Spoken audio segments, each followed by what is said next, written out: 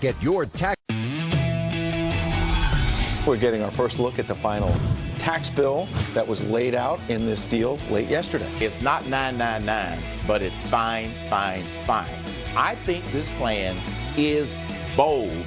The bombshell new report on the Hill claiming that attorney Lisa Bloom may have tried to set up paydays for women accusing President Trump of sexual misconduct. A lot of revelations this week at the FBI inside the special counsel. Well, the president had some things to say on the South Lawn yesterday about that before going to talk to new recruits. You look at what's gone on with the FBI and with the Justice Department.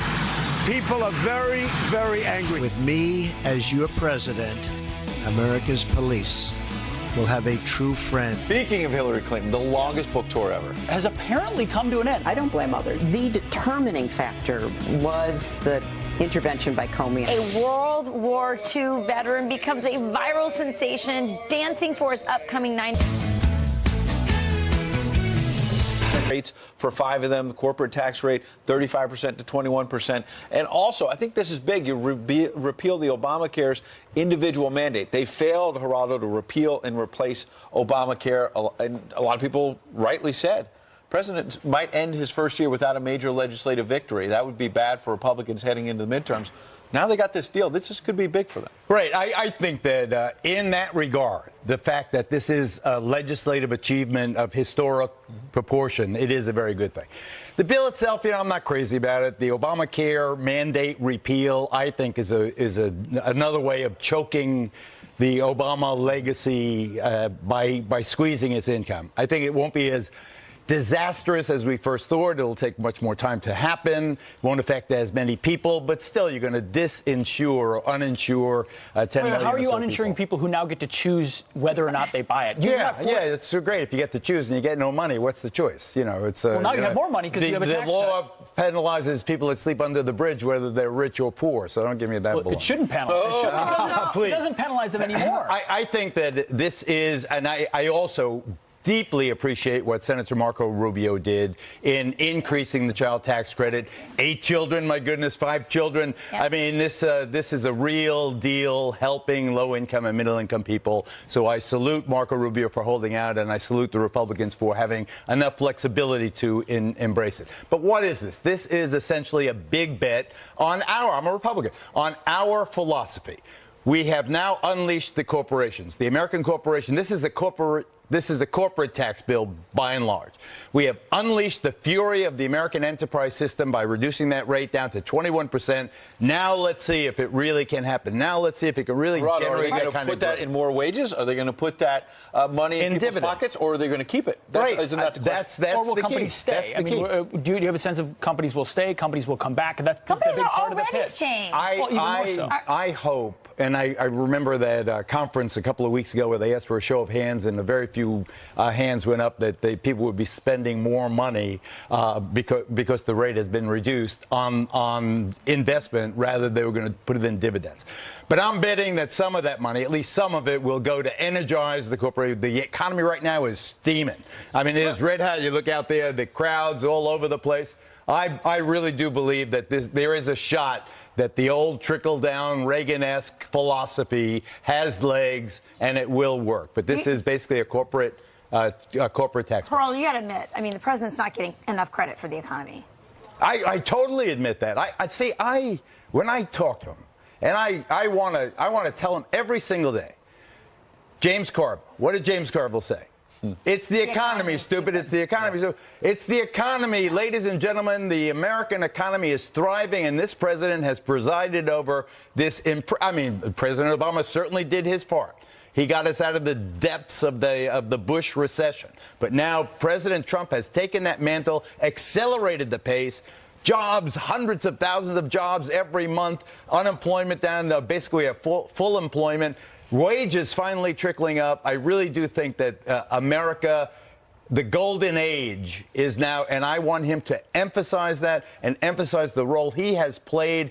Everybody watching who has a 401k has made money in the Trump presidency. I don't care what you think of the president. He has done a magnificent job. I'd say the economy did okay under Obama in spite of Obama, but Right. we'll That's a settle fair on point. that one. So over the course Fair of point on that side of the way. well, this president has also indicted this so-called Russian collusion narrative. He did it again yesterday on the South Lawn, saying there's never been any collusion. But this week, it seems the collusion has turned in the other direction, where we see inside the FBI at the top levels a lot of more than troubling pieces of information, whether it's text messages or versions of different speeches given 2 months later. We had former Congressman Jason Chaffetz on the program earlier. He talked about whether or not the Attorney General, Jeff Sessions, is doing enough about this. We're going to play his sound and then get you to comment, Geraldo. Okay. It pains me to say this a little bit, but I don't think the Attorney General is up to the job that he's doing. He's absent from this. The reason there's a special counsel is because he had to recuse himself from everything. And my own personal opinion, I think it's time for the Attorney General to go, because you need leadership there, some deep systemic problems there. This program struck McCabe or Weissman, all of these people who looks like they've been playing political games inside our government. Who's going to look into it? Well, let me take the Sessions piece of that first. I don't want the president messing around with Jeff Sessions right now. I think that Jeff Sessions will rise to the occasion. It was clear that he was conflicted. It was clear he had to recuse himself. I think under the law, whether the president hated that choice or not, it was clear that Sessions did the right thing. And how the rest of the department, other than this 3% that's obsessing about President Trump and Russia, how the 97% of the Justice Department is running, I would argue, I haven't heard anything bad about the basic Justice Department. I mean, there is the 3%, many of them political appointees left over from very powerful 3%. But it is a powerful 3%. But I've known President Trump since 1976. He has one tactic in life. A strong defense is a good offense. So he's chopping up those four guys you just showed. He took these text messages. He's ramming it down their throat. These guys now are hiding in corners. I think that Russiagate is on its last legs. That's my opinion. And I encourage that. There's no there. How much longer do we have to flog this dead horse of collusion that exists in the minds of President Trump haters?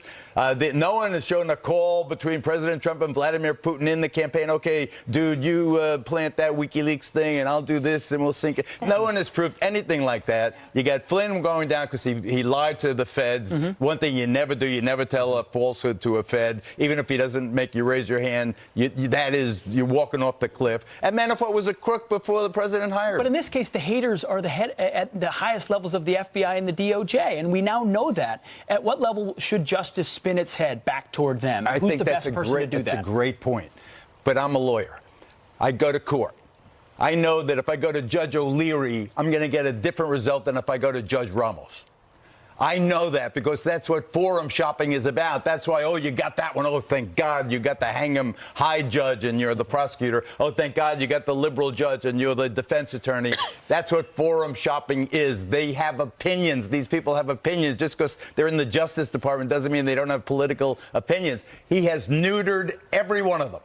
Every one of them. But can the Democrats let it go? I mean, they've invested so much time and money into the narrative. I think that's a great point. The more the Democrats insist on this same old song, it's just like the Mariah Carey, Christmas, all I want for Christmas. How many times, if you hear it 25,000 times, a good song starts to say, oh, not this song again. I still like that song. I know. Wait another week. I think the Democrats are really on a very short timetable, and I think this thing's going to peter out, and I want them to accelerate the process for their own good. They better get positive, because that's the beauty of the tax bill. Yeah. The Republicans aren't complaining. Now they're doing. What are the Democrats doing other than complaining, Schumer and Pelosi? Something you have disagreed with the president on sometimes is immigration. Oh, you think? Yeah. We wanted to get to the more controversial part. But in all seriousness, yesterday, when talking at Quantico to the upcoming FBI agents, here's what he said.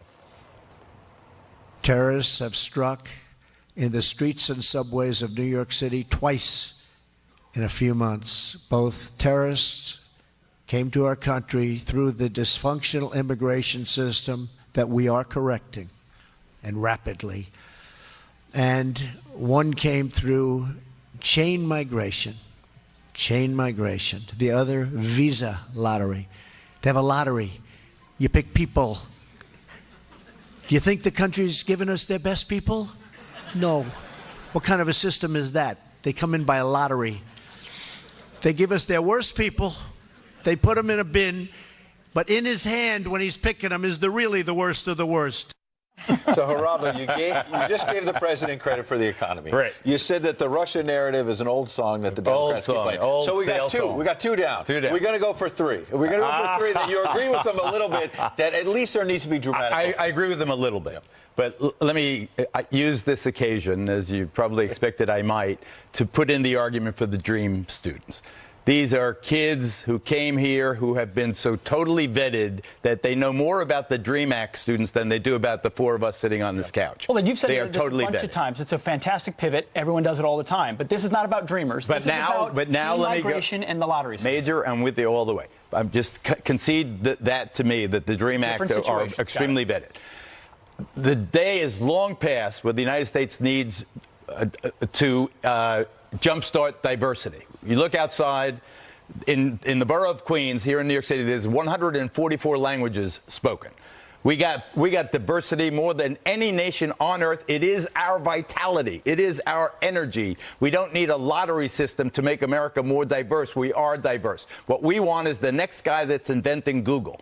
What we want is to keep the Stanford graduate student who comes from Bangladesh or from Ghana or from England. He gets an A+ in physics or in some digital science. We want to keep that guy. We don't want to throw him out when his student visa expires. Let's get rid of the visa diversity lottery. So would you be okay tying an end to chain migration and an end to the visa lottery system that you agree is bad to DACA? What a great question. And my answer to that is yes, but not out loud. Okay, you do this, and I'll do that. That's the way business is done in Washington. Okay, let's just let these kids, let the word pass. The kids are cool. Let them stay. And the thing about chain migration also, my dad's was one of 17 children. I mean, if my dad came in, well, he was a citizen, obviously, from Puerto Rico, but I mean, if he were from Mexico or someplace else, if he came in, could he take all 16 of his siblings? I think that chain migration should be the core family. You can Just the core so family. you get rid of the visa lottery system, and you make chain migration the core family. I think that those are two big gives that could make people who now say the DREAM Act is cool some cover. You say diversity to me. Yeah, it does. But you say diversity is our vitality. Wouldn't the president say that our commonality is our vitality, whether we share? But look values? at how people come. They speak 144 languages in Queens. But they should. But you can bet your bottom dollar that the vast majority of them, 99%, speak English too. All right, Geraldo got to 2.5. He didn't get to 3. All right, Mr. President, 2.5. There you go. Done, sir. Coming up, we just talked about it. Stocks hitting record highs as 2017 winds down. Could the GDP grow to 4% in the new year? The president predicted that. People laughed. We'll find out. And what are the most patriotic brands in America? According to liberals, it's the Democrats, the kneeling NFL, and Planned Parenthood. Does that sound all-American to you? Diamond and Silk have a message for the left coming up. Look out! They're ready to go. Welcome back. Republicans move closer to bringing Americans a Christmas gift with tax reform. This is the Dow Jones Industrial Average notches, yes, its 69th record close of the year that happened Friday. Wow. Now, could we see the GDP growing to 4% in the new year? Well, here with Insight is Fox Business reporter Tracy Carrasco. So are we going to see up to 4?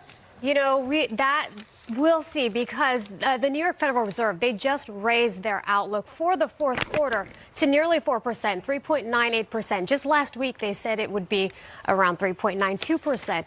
So that's a great indicator there. However, looking ahead to 2018, for the first quarter, they said it would just be about 3.15%. That's what their outlook is. But I want to get back to the records that we saw yesterday on Wall Street. As you said, the Dow hitting its 69th record close of the year.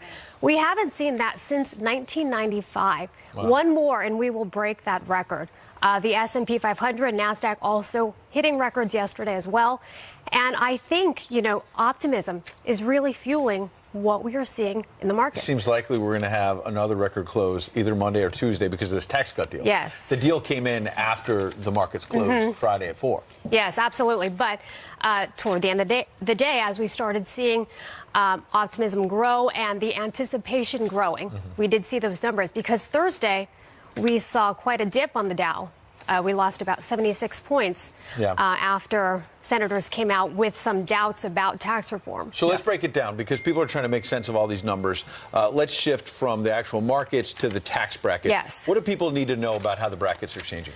Well, as of right now, we're looking at the tax brackets. We do have 7. You know, the Republicans said they wanted to get down to 3 or 4, but we are sticking with 7. And as far as the bill, it would drop today's 39.6% top rate on individuals to 37%.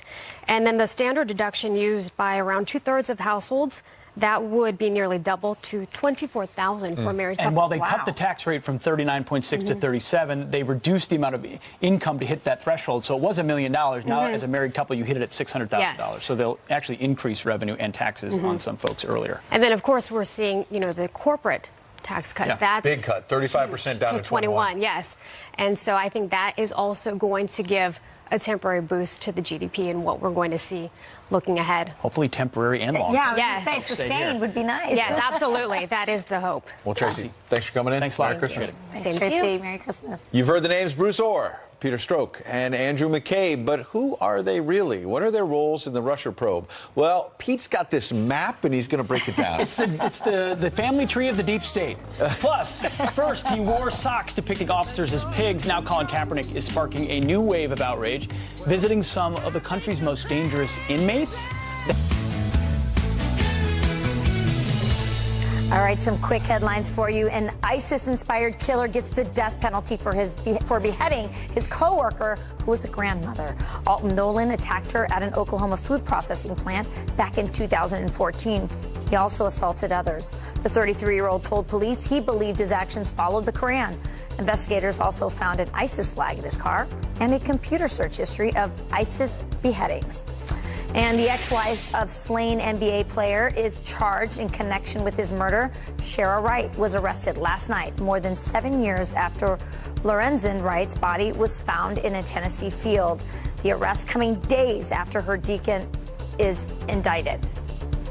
The cold case reopening and you're looking live at Arlington National Cemetery, where Wreaths Across America is honoring every fallen hero. Thanks to your donations. After the group's appearance on Fox and Friends, Wreaths Across America hit its fundraising goal this year, placing a wreath on every single grave of the heroes. Prison guards outraged over Colin Kaepernick's visit to inmates at Rikers Island. The former 49-year-old 49ers quarterbacker, known for kneeling during the national anthem, speaking about police brutality and social justice at the detention center in New York. That's right. And we're going to pick it over here because the president of the Corrections Officers Union is slamming the visit, saying it will incite violence and put officers' lives actually in danger. Elias Hussamadeen is the president of the Correction Officers Benevolent Association. He joins us now. It seems like Colin Kaepernick, he just keeps digging a deeper hole. Well, either he's digging a deeper hole or the mayor's digging a deeper hole, because basically correction officers are the police of the jail, and the mayor seems to think that inviting Kaepernick, Carmelo Anthony, rappers and things to come to Rikers Island to talk to inmates is going to change their behavior. But Kaepernick specifically is a flashpoint. This is the guy that wore socks depicting the police as pigs, making them look like the bad guys. So when you bring in someone to your prison that says the police or the corrections officers are the bad guys, how does that improve relationships? It doesn't. It does nothing to improve relationships. It's just, look, like I said before, we have a mayor that's out of touch. And his answer to the violence that's going on Rikers Island and the city jails is to bring in celebrities. And he does that just basically to keep the attention off of the fact that he has been a failure in the last 4 years when it comes to violence inside the New York City jail. So, I mean, I expect more from him, but obviously, maybe I shouldn't. I understand you're upset with the mayor, and so you've got your differences. That's that's Sure. basically where and fair enough, this is and it's coming free to from. believe that way. But what I want to press is and find is when you say this is the visit would actually be dangerous to the officers. How can you back that up? Well, basically, look at the people that he's inviting. These people are people that these inmates are watching and entertaining themselves with before they come to jail. I mean, to his credit, he didn't say anything wrong. Actually, he said good things about correction officers. But at the end of the day, again, I don't want to let the mayor off the hook. I'm not going to let the mayor off the hook. You think bringing Kaepernick in will sort of incite some of these prisoners against the officers, or is that too far? I think that's too far, but I also think that the mayor does nothing. You have 2,000 correction officers who've been assaulted. Guys, broken jaw, 26 stitches across their face. What in the hell is bringing Kaepernick to Rikers Island going to do to help us to reduce that? If anything, it's going to do what you're saying. It had the potential to make it even worse. Let me ask you, what should they be doing and who should they be bringing in instead? Maybe they should bring in the attorney. Maybe they should bring Jeff Sessions. Maybe they should bring in somebody to investigate whether or not the increase in the violence against correction officers have something to do with the mayor's elimination of punitive segregation. That's something that correction officers have been able to use over the years to keep the violence down inside the jails. Bringing Kaepernick, bringing Carmelo Anthony, who didn't have anything good to say about correction officers, is not going to do anything to reduce the violence against New York City correction officers. We're the police of the jails. We're responsible for maintaining law and order, and we have a mayor who want to jet set around the country and bring these people in to maybe, to portray himself as somebody who's doing something great. On the flip side of this, the president of the United States was talking to some young, rising law enforcement officers and said, "I've got your back." That kind of message, does that resonate with your folks? That's the message. That's the only message that a mayor of New York City should give. I mean, that's the only message that there is. We're looking for a mayor to stand up and say, "I have your back." Maybe we should see if we can get the president of the United States to give him a call and give him some pointers. That'd be fantastic. Why is there still this ingrained underappreciation of what the men and women in uniform do? I think it has a lot to do with being out of sight and out of mind. I mean, you can't ignore police officers wherever you are in this country. They're very visible. You can't ignore firefighters. You see them every day. Usually the only time you see or hear anything about a New York City correction officer or correction officer, period, is when something goes wrong or something goes afoul inside a New York City jail. But I mean, I just need the message to get out there. We need these consent decrees that the mayor have instituted and put into place is tying the hands of New York City correction officers and is further endangering not only our lives, but the lives of the inmates and the other civilians and people who find ourselves behind bars. Good point. All right. Elias Asumedine, we appreciate you coming in. Thanks, sir. Appreciate your time. Thank you very much for coming in. All right. Well, still ahead. It's not just ratings and attendance anymore. Now the anthem protests are impacting chicken wings. Wait, that's where we draw the line. I know. Yeah, we got to figure this out. And Hillary Clinton closes the book, literally, on her What Happened tour, bringing us excuses like these. The enormous impact of the Russian theft of email, the intervention by Comey. She said she wasn't blaming anyone, but then she said all that. Diamond and Silk are here to reflect on the greatest hits from the Hillary book tour next. The other side knew that they had to tear me down. And, I made some mistakes they took advantage of, but they also engaged in this really horrible, relentless persecution of me. And they used online Russia. It never stops. He loves picking on that. Look who's here with us. Diamond and Silk, social media stars, Trump supporters, a phenomenon in and of themselves. You guys are like having you. bona fide stars on the internet. Thank you so much. Thank you. So what do you think about the Hillary Clinton book tour? Well, listen, it ended before it started. Right. Everybody know what happened. Trump happened. That's and it's sad that she don't even realize that he happened, he won. And that's what we appreciate. Someone said earlier, but the front of the cover is both the question and the answer. What happened? Hillary Rodham Clinton happened. Was she not just a terrible candidate? She was a terrible candidate. She didn't have a message. She didn't resonate with the American people. And that's why she lost. And if she run again today, she would lose it again today. Most definitely. Can I ask you something else? One of the things I like about your story is that it seems that you're supporting Trump, but Trump supports you guys. He has not forgotten you. Is that right? Well, you know what?